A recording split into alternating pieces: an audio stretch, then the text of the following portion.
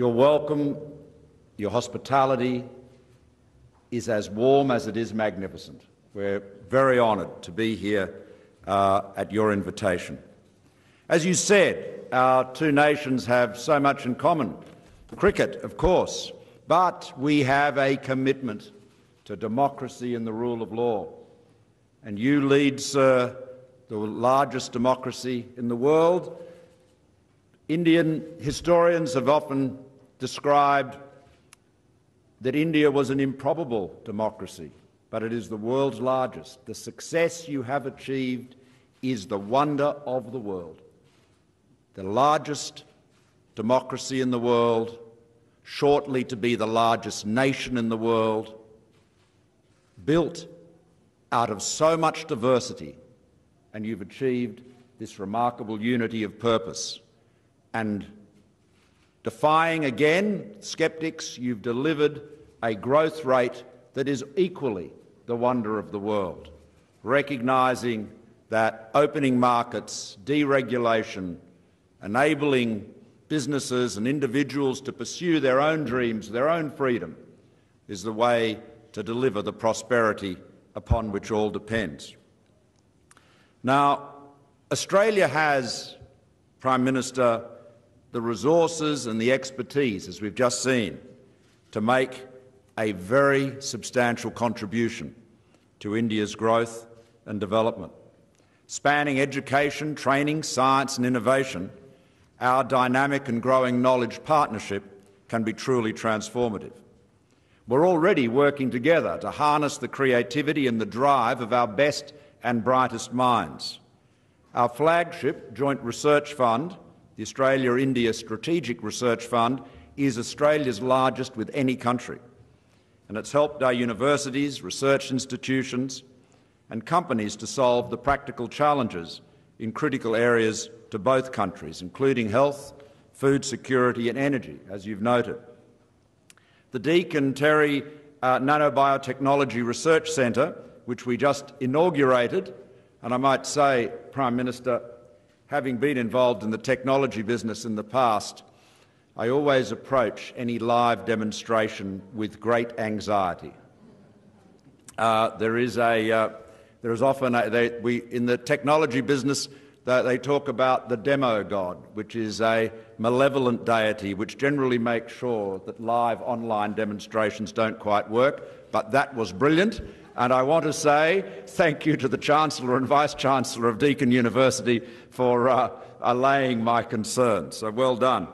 But this research centre will bring up to 100 researchers together to solve some of the world's biggest problems, from developing biofuels to early detection of crop diseases to improve productivity. And these are practical solutions with commercial prospects for both of our countries. And likewise, there's the potential to work with your government, Prime Minister, as you pursue your ambition to train 400 million Indians over the next few years. Our world-class skills training system, including Train the Trainer courses, which are already piloted in 5 Indian cities, can help India build scale quickly and open up opportunities for Australian training providers.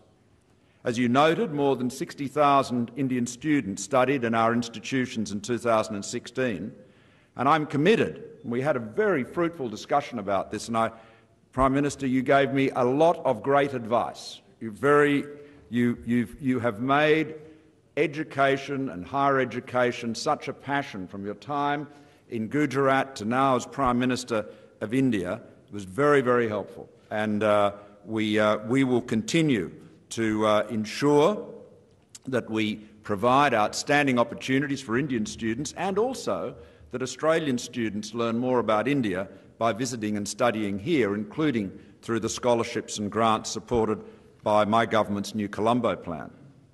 Our deepening collaboration on water management is supporting your national water policy by improving river basin planning and management, hydrological modelling and sustainable water use. And I might say the management of water resources in India has been a passion of several Prime Ministers of Australia, including one of our earliest, Alfred Deakin, who made a study of the irrigation system in India a particular focus of his as he took learnings from that and set up the irrigation models for Australia.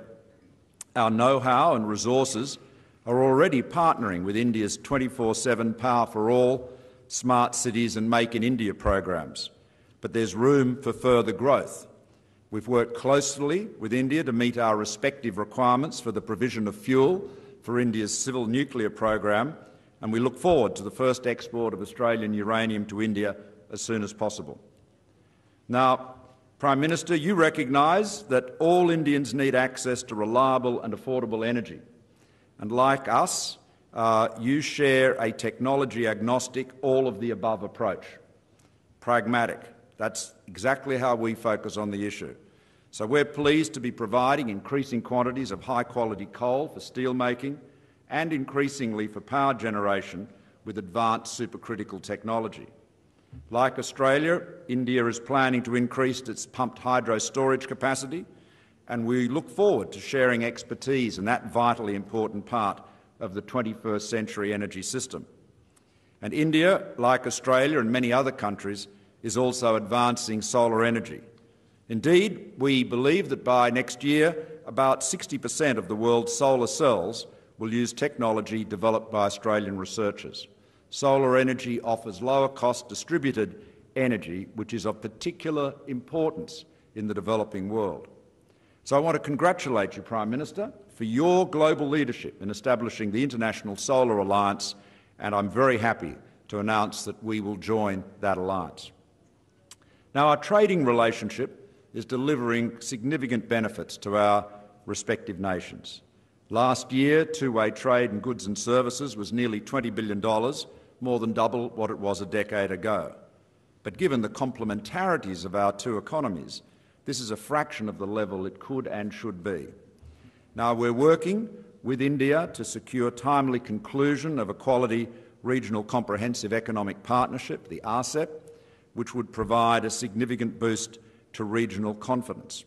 We had a very good discussion about the CECA, the Comprehensive Economic Cooperation Agreement between India and Australia. And I think it's fair to say that we feel that progress has not been as fast as either of us would like it to be. And so, as you said, we will ask our chief negotiators to schedule an early meeting to get the process moving. We'll ask them to tabulate the areas of ambition where each side is seeking access, so that we can see where and to what extent the negotiators are apart, and they will report back to us as soon as possible so that we can keep the focus on delivering the CECA and identifying the areas where more work needs to be done. But in the meantime, the wheels of industry go on, and we're working to identify tangible commercial opportunities to strengthen two-way trade and investment, and this will be a particular focus of my visit to Mumbai later this week. Finally, as you noted, sir, our work together in the strategic and security spheres continues to gain momentum through regular engagement across all three armed services and high-level talks with our defence ministers and officials. As Indo-Pacific democracies committed to the rules-based international order, we share interests on a broad range of regional and global security issues. Building on the 2014 Framework for Security Cooperation, I hope that our new MOU on combating transnational organised crime, including international terrorism, will continue to strengthen this strategic partnership. It will facilitate closer collaboration on counter-terrorism, cybersecurity, people smuggling and human trafficking, money laundering and attacks on critical infrastructure.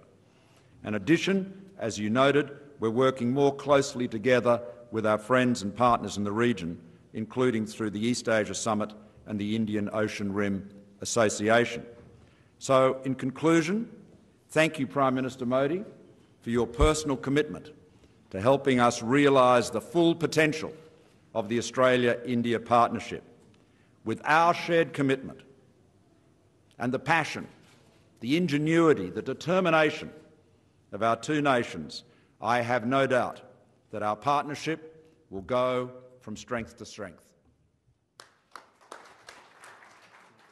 Recent threats targeting Jewish community centers and vandalism of Jewish cemeteries, as well as last week's shooting in Kansas City, remind us that while we may be a nation divided on policies,